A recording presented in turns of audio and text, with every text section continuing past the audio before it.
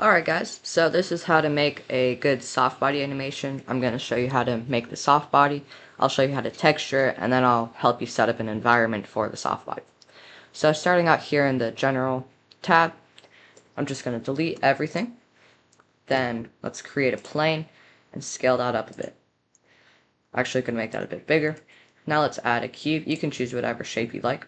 I just like using cubes. Tab into edit mode, then just subdivide it a couple times.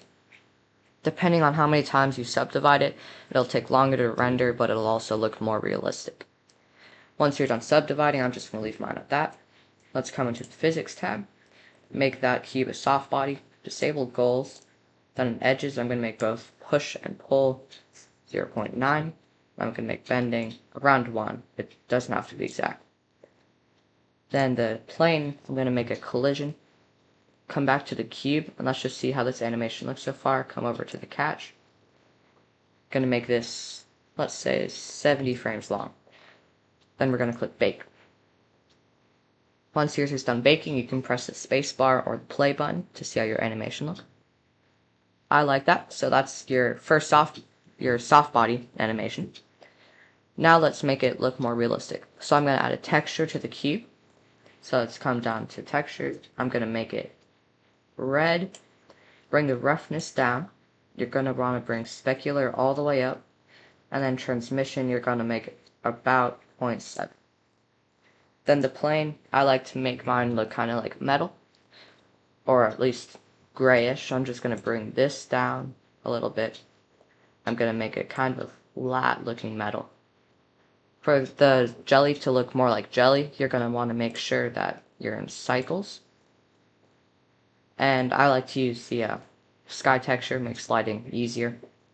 And so let's just see how that looks so far. Okay, so I'm going to bring my plane's color down even more.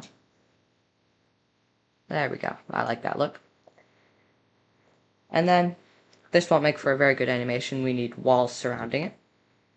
So let's just scale up this plane a bit. Tab into edit mode.